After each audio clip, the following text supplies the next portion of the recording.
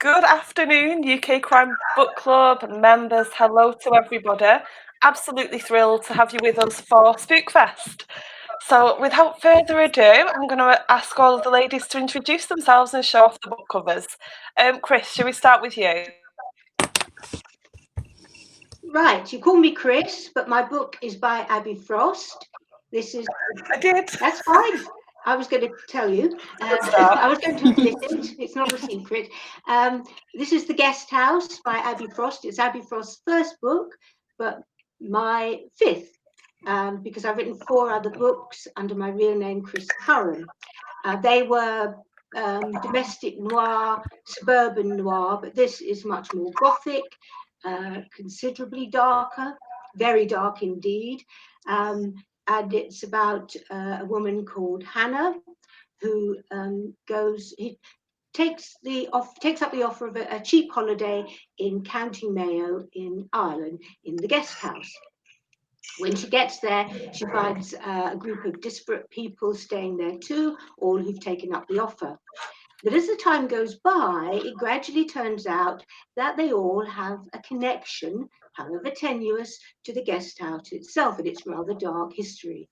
And as storms come in from the sea, the weather takes a turn for the worse, frightening things begin to happen, alarming things begin to happen, and then turn into absolutely terrifying and deadly things in the guest house.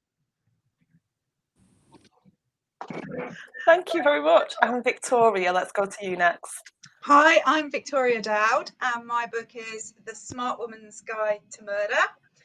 It's my first crime book, and it's the first in a series of crime books that follow the smart women who are Ursula Smart, Pandora Smart, her mother, and various relatives and friends who are in a book club together.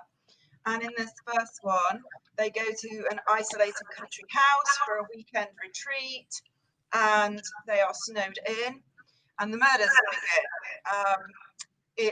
It's basically a classic whodunit, and there's lots of red herrings and clues. There's a creepy old butler and housekeeper, and the house itself has got lots of hidden history to it, and there is the suggestion in this one that there might be something more that is in the house with them.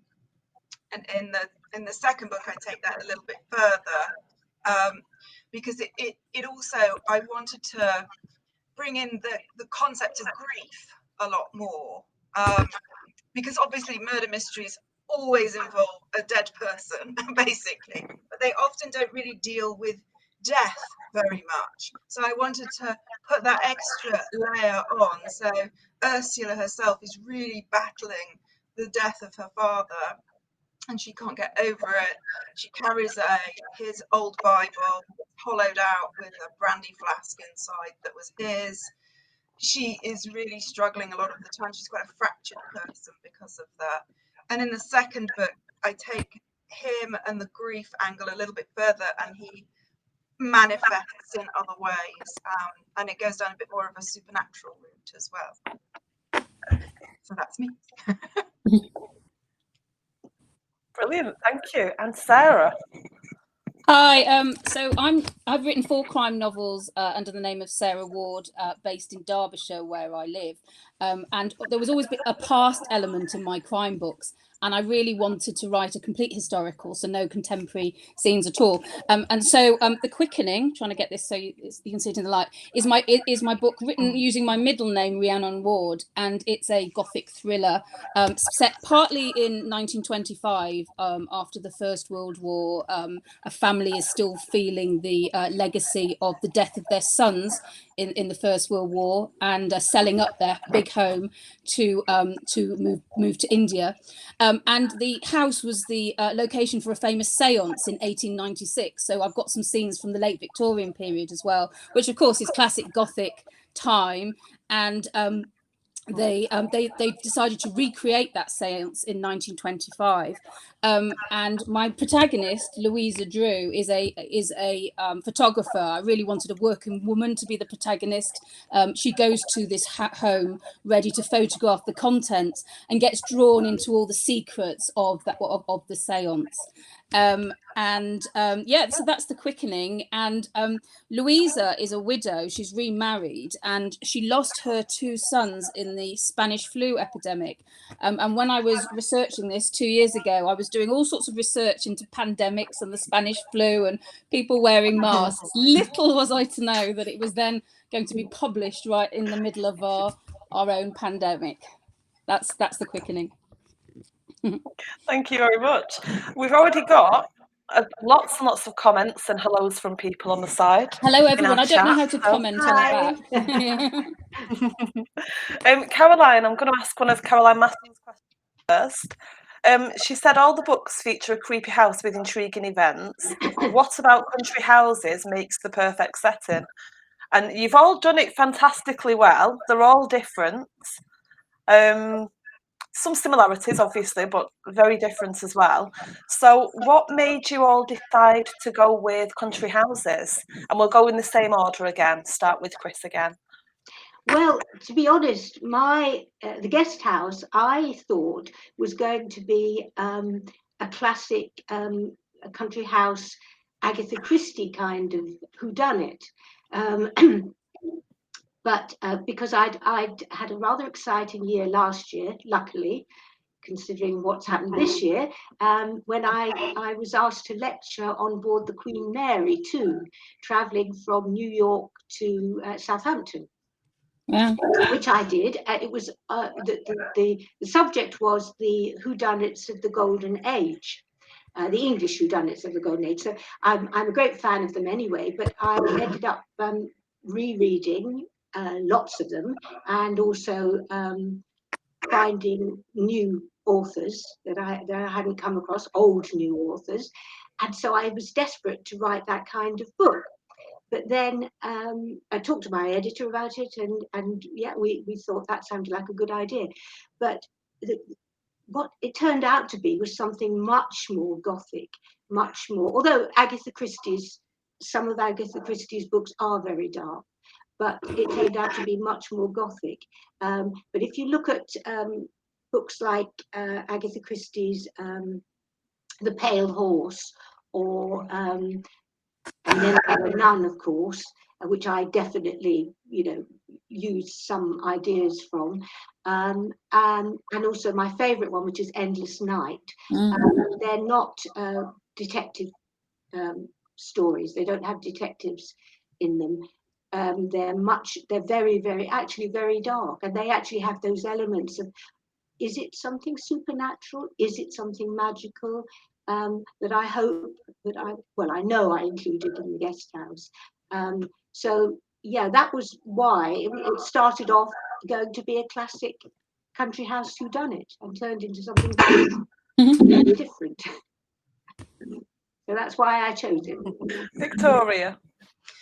Yeah, I love the classic country house, and like Chris, I love all the Agatha Christie's where you just know that setting so well that you immediately fall into it as soon as you go through into the book.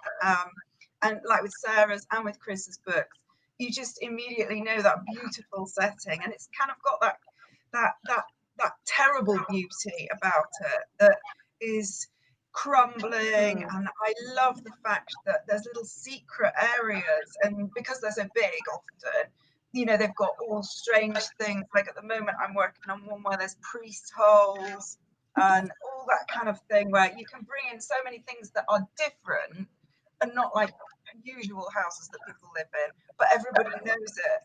And all, especially the Agatha Christie fans, and I loved all the ones that Chris was talking about, and then there were Nun and the big creepy house ones.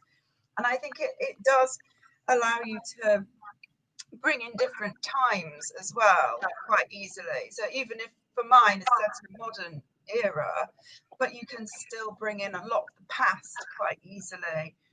So things like crests I've got in mind, which wouldn't be in a normal house, paintings that mean something, and the history of the house itself really can become part of the story. So the house in mine has lots of clues within it to what is happening in the house at that moment, without giving too much away.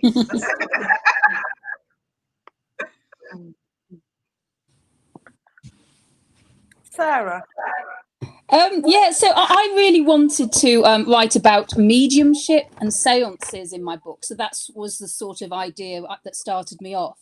And it was sort of where would be a great place to have a seance that was very evocative. And I did a bit of research, and there was a famous seance that took place in a house near Brighton called Preston Manor. And the room where it took place, it's absolutely fantastic. It's got leather wallpaper on it. So all the walls are covered in this leather wallpaper with chimpanzees and fruit and so on. And I thought that's a great location. So I started modelling my house, Clewer Hall, on that house. I don't like to be too sort of bound by real life locations, so I sort of twisted it so that it fitted my plot and you know the dimensions of the house were as I wanted them. But yeah, that's why I originally chose a house, and it actually made I don't know if you both found this, it actually made writing the book slightly different, because I've written crime novels before, and my crime novels, you know, the detectives go to different places, and in fact the Gothic thriller I'm writing now is between two places, whereas everything takes place in my house in my book. And it was quite liberating, really, because they've got nowhere to go apart from within those walls, and it's just for your imagination then to decide what things are thrown at your characters in that house. And so I think that's why crumbling houses are so popular, because they're obviously very creepy, very evocative, but they allow a writer the freedom to do whatever they want within them. And the house is a character. Yes. And a character. So you've got this wonderful other character, which seems to have a life of its own, and literally often does. True. Yeah, absolutely. And the weather and the atmosphere that you all used in various ways as well adds another dimension to it. And yeah, there were some serious moments where you three ladies have creeped me out this week. Definitely been a creepy week reading all three together. So thanks for that. Yeah, that's what we wanted. We've got all kinds. Sorry, go on, Chris. I said that's what we wanted. But I wanted. Oh, well, you've done it successfully. You've certainly done that. You were talking about the cruise ship. So I'm going to ask you one of my favourite questions. I normally say near at the end, but I'm going to ask you about memorable moments as an author. I always love the answers that we get with this. So let's go to Chris first again. Well, of course, I've already talked about one of them, which was the chance. You know, I got an email out of the blue to say, would you be interested in doing this series of lectures on the English whodunit? I thought, yeah, probably a spoof, but I'll have a go. You know, it came through my website. So I said, well, let me know, you know, what's this about? Oh, well, we fly you to New York, and you stay in a very nice hotel, and then you travel back on the Queen Mary too, with balcony stateroom, and you do the series of lectures, which only take the morning.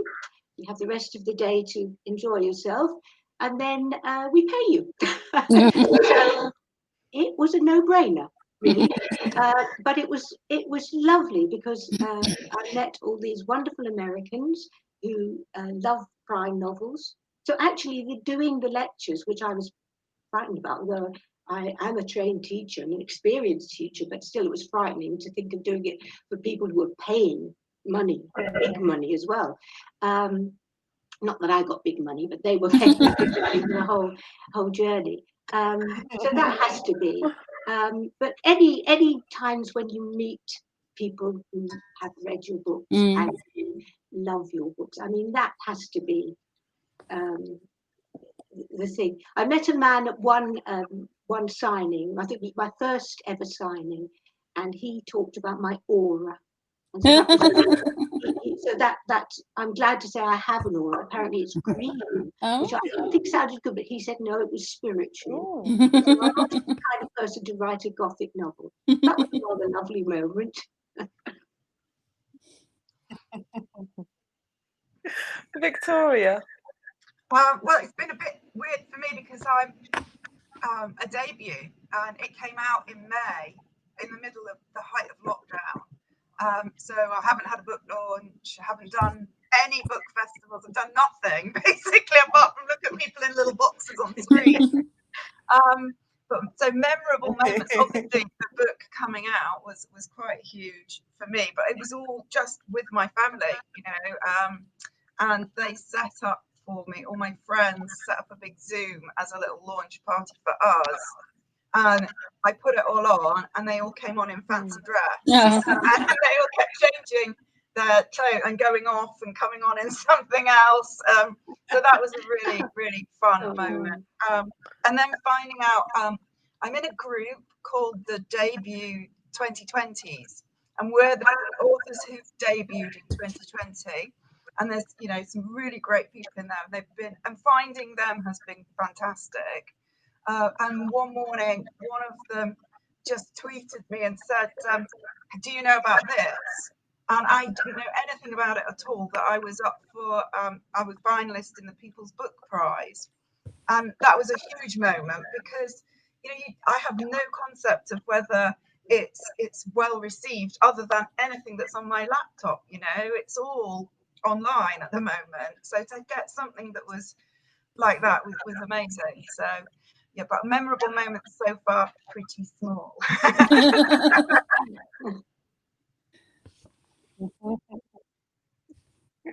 Sarah. Yeah, I agree with Chris really that when you meet people who've read your book, those are sort of really memorable moments. I had some surgery earlier this year in May, and the nurse asked me what I did, which is always one of those sort of questions. So I said I was a crime writer, and she obviously went away and looked on Amazon, and she came back and said, I've read your book. And which was really nice. I also do a lot of book clubs. I go to book clubs, libraries, and so on. And one book club I go to, hello to Boston Waterstones if they're looking, because I know Sally Rear is on Facebook. But that you go and talk about your book, and then they mark you out of 10 at the end. Not you, the book. They mark the book out of 10 at the end. They don't mark me.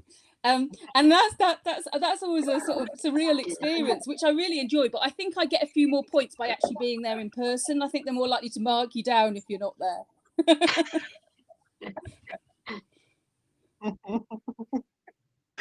Fair enough. We've got lots of questions, and Kaz has just sent me a message to tell me who is coming up as a Facebook user. So we've got Sheila Bugler. Hi, Sheila, commenting. And Alex Hawley as well, one of our other hosts. He loves the good book review, does our Alex? That's a good point. Are all of your books available on Chris, is yours available on Audible? Yes, it is, and very well read, apparently, although I've only heard the snippet. I didn't listen to the whole thing, but it sounded pretty good. And the reviews I've read,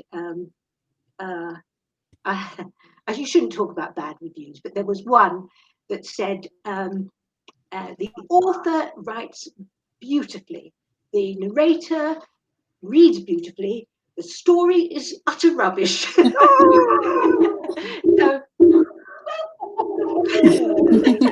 words to that effect.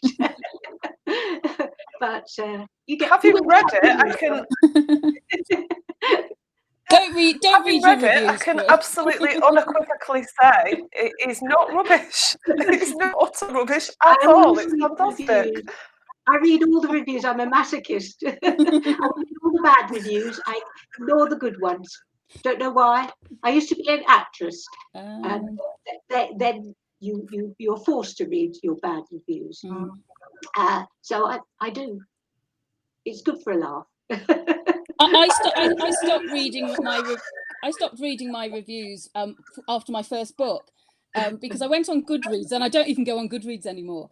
And somebody had written, Sarah Ward isn't as clever as she thinks she is. Oh, no. It's brutal, though, isn't it? It's so brutal. I've never experienced anything like this. I was a barrister, a criminal defence barrister, and I have never, ever experienced some of the stuff that goes on with the book reviews. That's brutal. Yeah. You have to read Oh my word. you look for people to soften it. You look for people that you love, and you read their 1-star reviews, and then you're not bothered. Mm.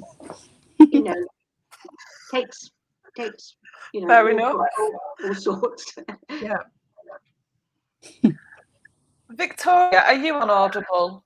I'm not on Audible yet. No, not yet. So fingers crossed. I have all sorts of dreams of the people who would be narrating the book. But I actually did listen to both Sarah's and Chris's on Audible. And I bought the books as well because I was loving them so much. Okay. I put them on in the car when I'm driving around as well. So, you know, I'd love to have, but it's quite hard to. There should be some way I can tab where I am in a book, and then it click in into the Audible as well. But not everybody buys both copies. But I loved them. I loved the narration on both of them. They were fantastic and really atmospheric. You know, I think it can. I listen to a lot of audiobooks, and I think it can really colour your enjoyment of them quite a lot. Sarah, so obviously you are on Audible. Yes, I am. How did that come about? So are all of your books on Audible? Yes, they are. I've had a variety of different readers, but my new ones with a different publisher, with Trapeze. So they had a different sort of way of doing it, but they sent me a clip with so my narrator's called Catherine Press. And I looked on Amazon. You can see what they've done on Amazon, and I listened to a few clips, and she's really, really good. So I'm very, very happy with her, and I'd love her to do the book I'm writing at the moment. I'd really love her to read that as well. Brilliant. So there you go, Alex. If you've not already listened, then you can get stuck in now for 2, and then we'll update you when Victoria's is available as well. We've got so many questions. Kaz wants to know, Sarah, she said she loves the link to Conan Doyle in your novel. How hard is it including real people? I was really anxious about doing that because I don't normally include real life people in my books. But I wanted the seance to be really, really famous in my narrative world. And to do that, a famous person really needed to have been there. So it was then reported in the press. So I could have just made up a really famous person. But it seems so much easier to use Conan Doyle, who was a big believer in spiritualism. His wife used to do the automatic handwriting, you know, where the spirits talk to you, and she writes down what the spirit said. And he was a big believer in spiritualism to the extent that it affected his reputation. So by the 1920s, where my book's set, Conan Doyle's reputation had taken a big hit because of his belief. He believed in the Cottingley fairies, you know, those little cutout fairies where it was proved a child did them, but he was a believer in that. So his reputation did take a hit. And so that's why I used him. But I had to be really careful because although he's got no heirs, there is a Conan Doyle estate. And of course, you don't want to sort of write anything terrible about a real life person who lived, because it's somebody's ancestor or relative or whatever. So I was really, really careful what I wrote about them. But other than that, it was quite good fun actually doing some research. And the great thing about Conan Doyle is there's YouTube clips of him speaking, so you can actually hear the way he spoke, which was great. Really, he had a slight Scottish accent and so on. Yeah, it's fascinating. Wow. I'm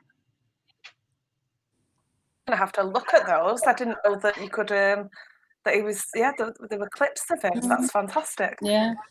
Victoria, Caroline has asked, how hard was it coming up with the lessons and thoughts in each chapter in The Smart Woman's Guide to Murder? That was actually, that was quite hard, and some of them are actually little clues as well. So it was originally, it was more of an instruction manual than anything else.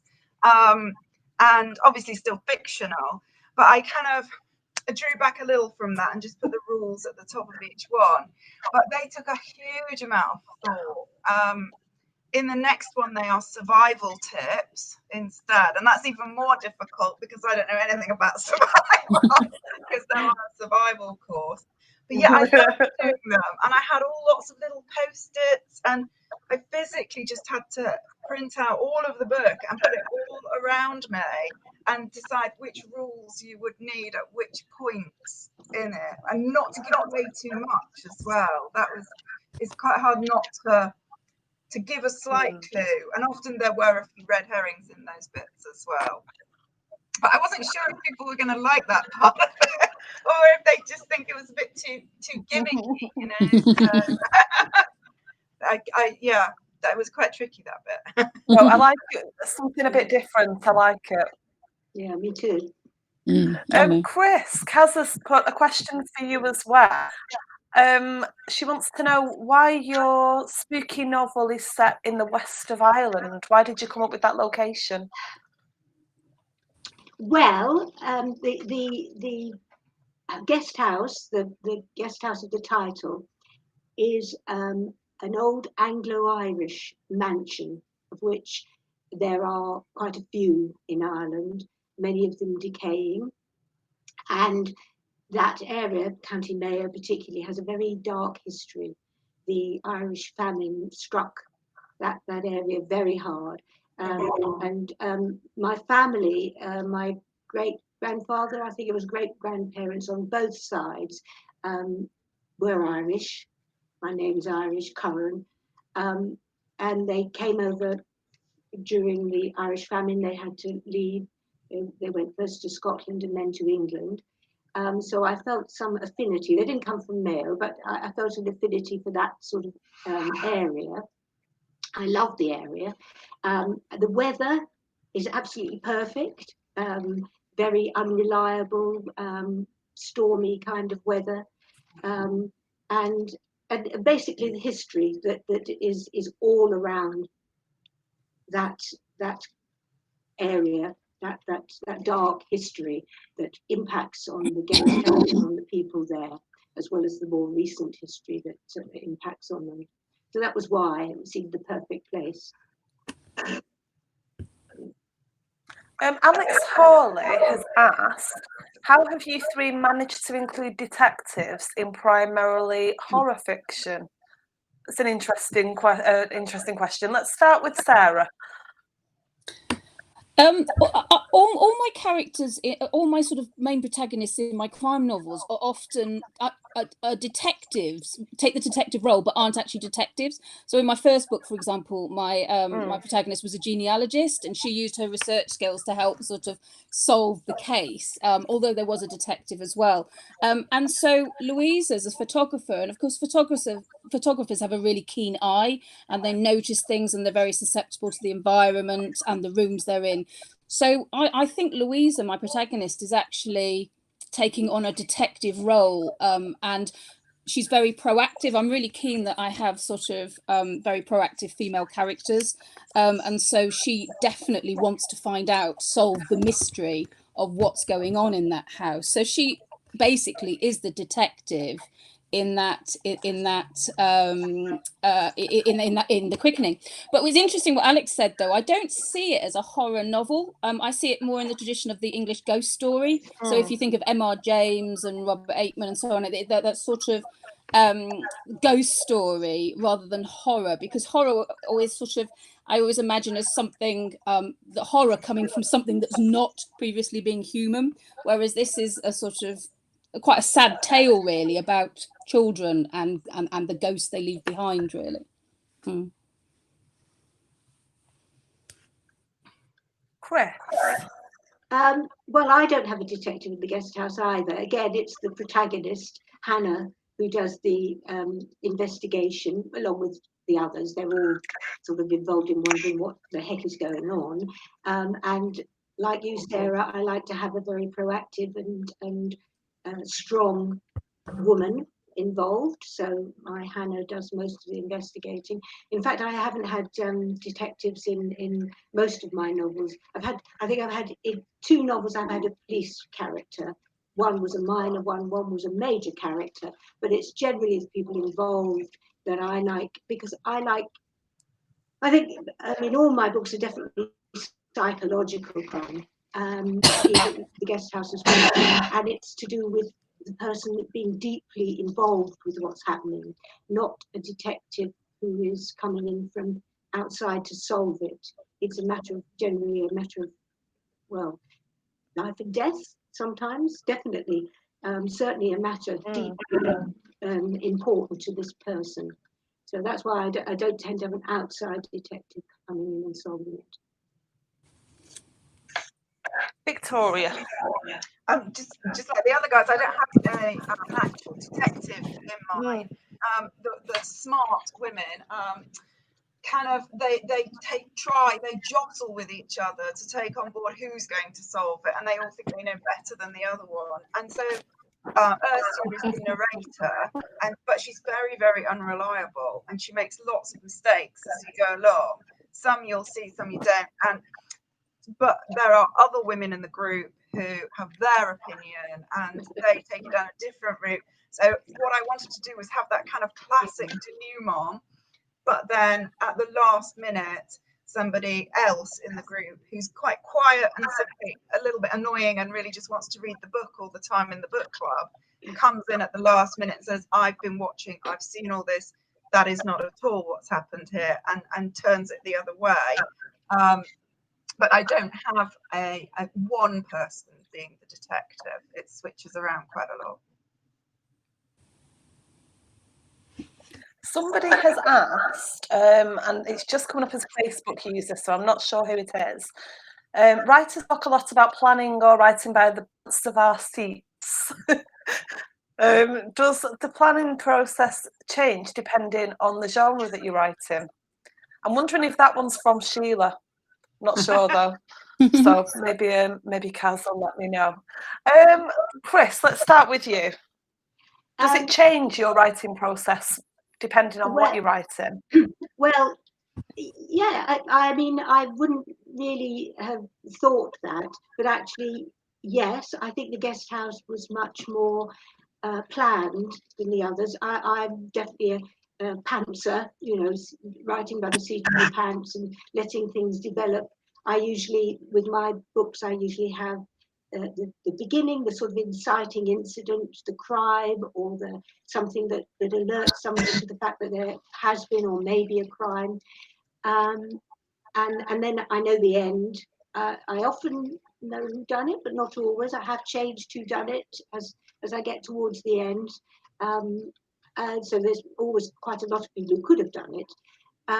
So I generally have that, and then I work my way through and find it seems to develop organically, and ideas come from what's gone before. With the Guest House, it was more clearly, I definitely planned it more clearly, and more step by step. But having said that, then it changed quite a lot during the writing process. So yes, a bit of both. I mean, I've now written a new book it's a bit more Gothic-y than my normal ones. I thought of it as a Chris Curran psychological crime book, and that's really developed more organically. So back from the planning to a more organic one. But how it will develop in the future, I don't know. Kaz has let me know that question was from Sheila. It felt like a Sheila question, so I'm glad I was right there. Victoria, how about you? What's your writing process? And does it change? Well, it does change an awful lot for the 2 different genres, because I write purely Gothic fiction, as well as short fiction in short fiction. And that won the Gothic Fiction Prize last year, one of my stories for that I'm reading later on today for a writers group. And that is a lot more research based. So that's notebooks, and they're often based on folklore and that kind of thing. But for the for murder mysteries, I use great big pen boards that I call my murder boards. And they're opposite my window in my study. So I often think people go past and think it looks like I am actually planning a murder. And I have all sorts of little funny things I need, a map, bits of red string here, there, and everywhere. And they are so useful to me because I can just see the whole story in one block, and I can move them around as well. So I do quite a lot of planning like that.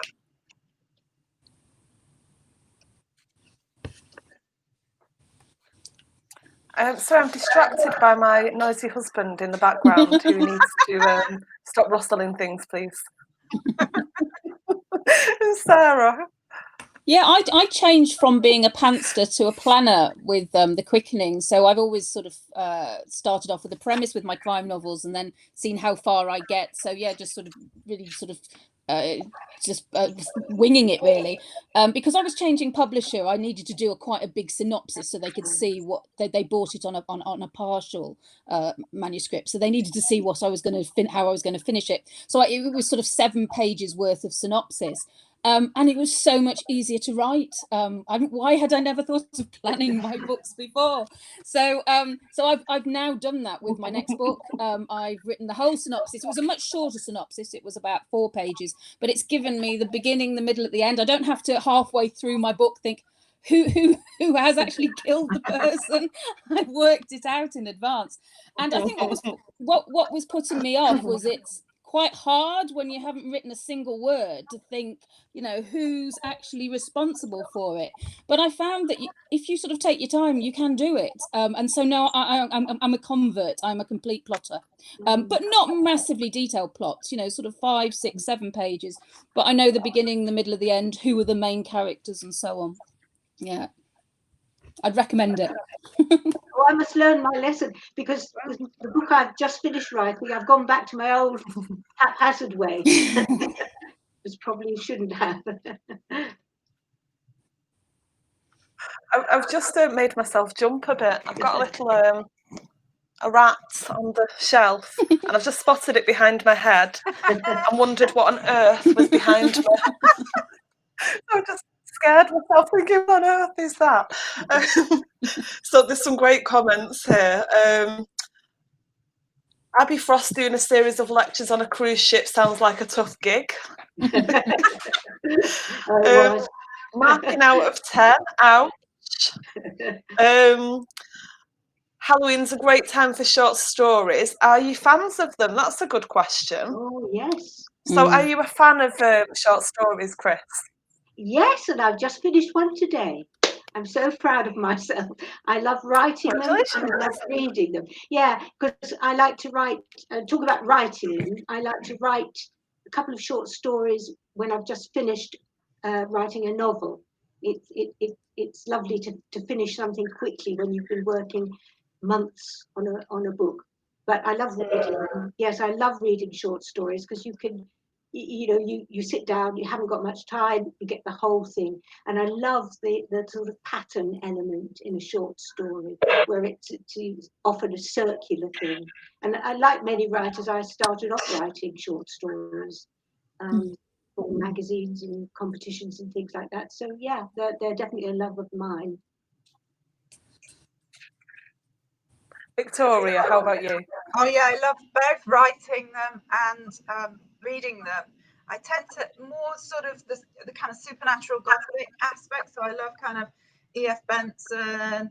I love all the, I think there was a really wonderful book of short stories out maybe 2 Christmases ago that was by Jeanette Winterson. And it had this amazing cover, and it was 12 Christmas days. And some of the stories in there are so incredible and frightening. They're amazing. And in between each one, she gives you a little recipe, which I just thought was fantastic. You read this thing where you're literally, your heart's almost, you're gripped. And then you come to the end and she goes, and here's my mince pie recipe. Which is fantastic. I absolutely love. I think Sarah mentioned earlier the M.R. James short stories. I love listening to them as well. You can find, you know, all sorts online where there's all kinds of wonderful readings and Vincent Price reading a few and all that kind of thing. I love Agatha Christie's short stories as well. I think she's got some amazing ones, especially the ones in The Mysterious Mr. Quinn. I like him, yeah. I love those. I don't quite get what's going on a lot of the time, but I don't think you're kind of meant to. And there's seance. I think there's a seance one of hers, isn't there? Yeah. Yeah. So I absolutely love both writing them and reading them.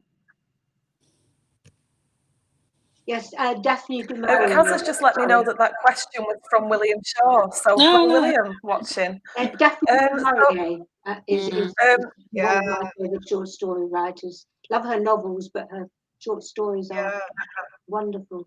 The Breaking Point's a good collection, isn't it? It's a really good collection. Before I get where is it?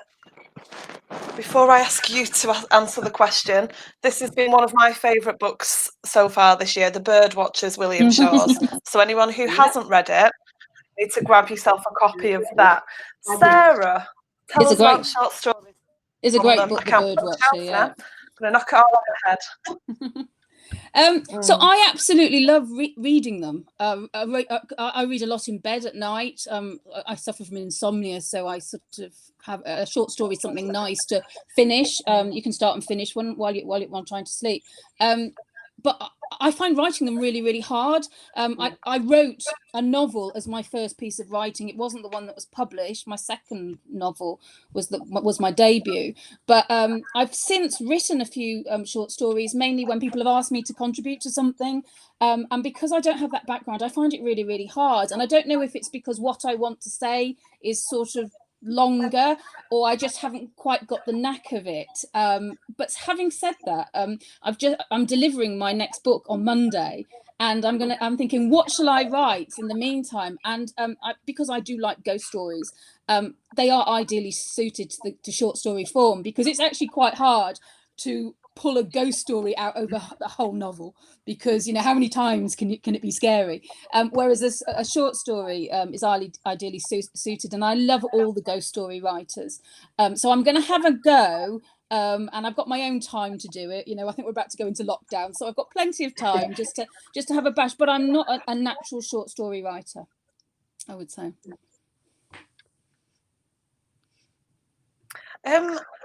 I'm wondering if this question's William as well, but it might not be. It's just a Facebook user. What's your least favourite part of the writing process? So, Chris, let's go to you first. The middle of the book, when you get, well, as I say, as I'm not a big planner, the middle of the book where you hate it, where you are stuck because even if you have an idea, even if you've written down the idea, it seems just totally ridiculous and that it's not going to work, and you go away and I know that the only thing to do is to leave it and to let it brew and to keep thinking of ideas and making notes and rushing back to the laptop when you think you might have a little bit of movement happening. That's the bit I hate. I don't mind editing. I love starting. I love finishing. I love reading back aloud. I always read aloud. But that middle soggy bit, no, don't like it. I was wrong. That question's actually from Valerie Dickinson. So, hello, Valerie. Lovely to have you with us. Victoria, what's your least favourite part of the writing process? I think the bit where you transfer from the research, where you've really got into it, I really got into other people's writing about things, and then you have to put that down and start and actually do proper real work. So I love the bit where I've surrounded myself with. The second book of mine is set in the Outer Hebrides, so I had to do a lot of research about their old traditional folk stories, and that is so creepy, some of that, and it's absolutely fantastic. And I loved it, and I just kept that process going for ages and reading around that. And then there was that bit where I thought, this is not work anymore, is this? This is just doing this for fun. So I'm going to have to put all that towards that, actually do some real hard work. And then, of course, you know, rather than making it like a tour guide's manual, most of the stuff that I've done for research is background that never goes in the book anyway.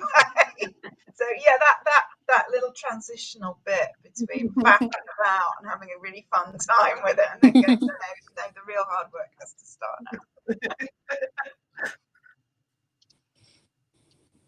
And Sarah?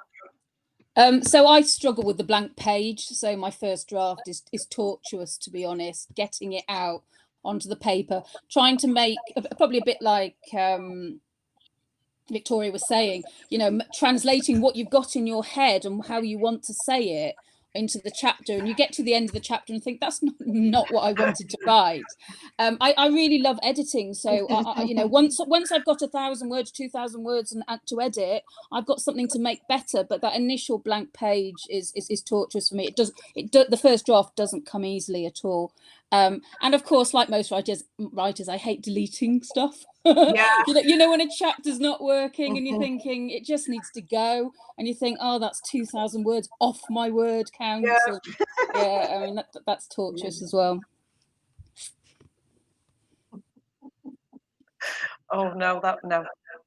A big fan of editing. Yeah. I'm really not a big fan of editing. Oh no. Caroline Maston has she must have commented on this a while ago. Oh dear, that's terrible, Sarah. I just dropped a 5-star review for you on Goodreads and in the group. Oh, brilliant. Thank you. So there you go. Sarah Reed has asked, where do you get the idea of your characters from? So let's go to you first, Chris. I'm just trying to think. It tends to be different with each book, but what I tend to do is think of something that's happened. I tend to think of the crime, the thing that's happened, and then think who would this be the worst thing for them? It has to be the kind of worst thing that could happen to somebody, and then you have to think, who is it going to be? So in my third book, which was about the loss of a child, of course, it had to be the parents, and so on. And with the guest house with Hannah, it's a boyfriend has been lost, and obviously it's the girlfriend.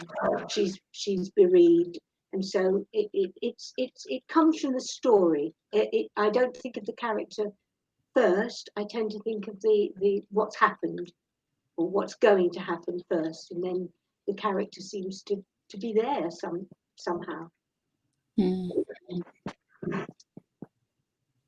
Victoria. I think mine are kind of amalgams of sometimes people I have actually met, or sort of big archetypal figures in my family a lot of the time. They're not going to watch this. But yeah, they're very strong women. I'm originally from Yorkshire, and some of the older women in my family were, you know, huge, domineering figures.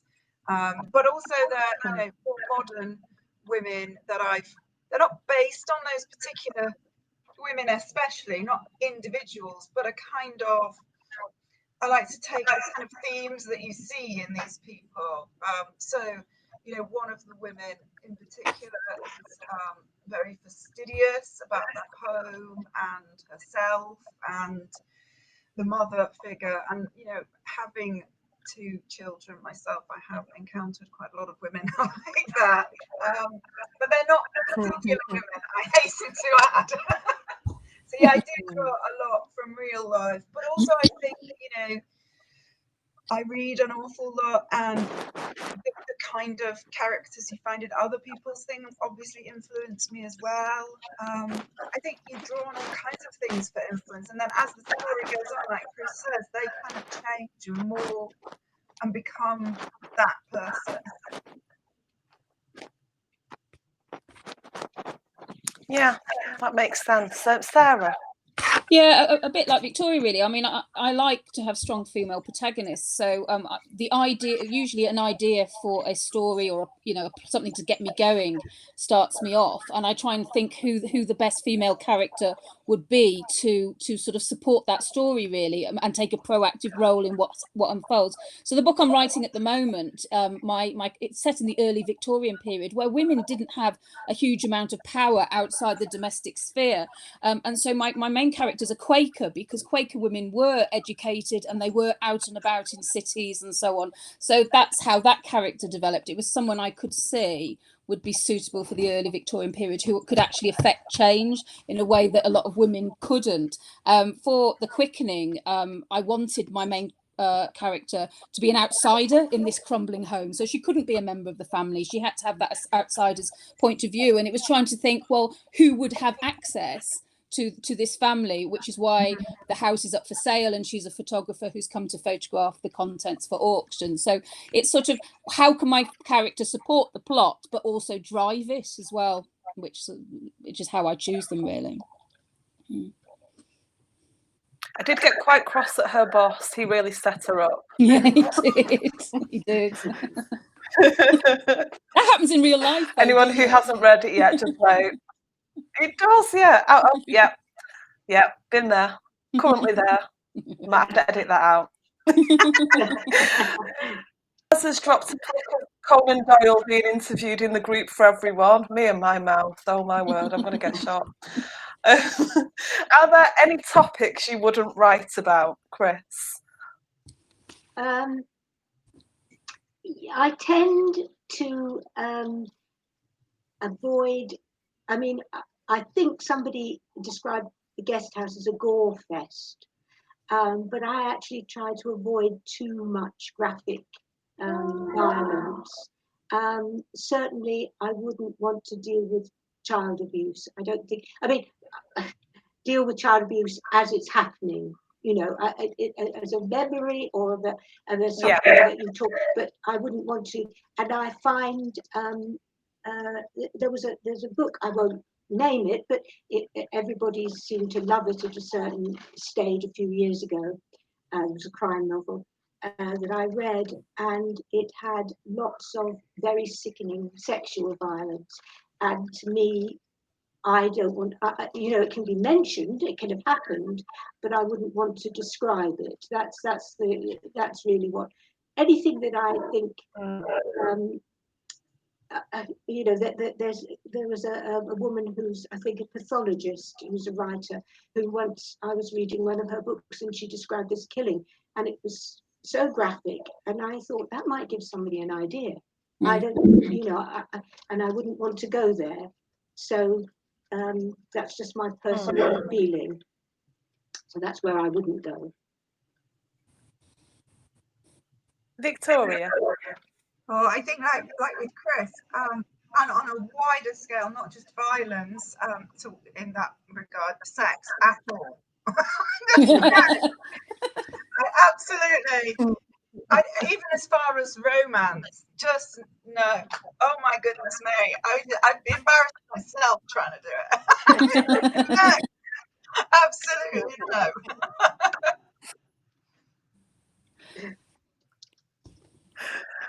Sarah?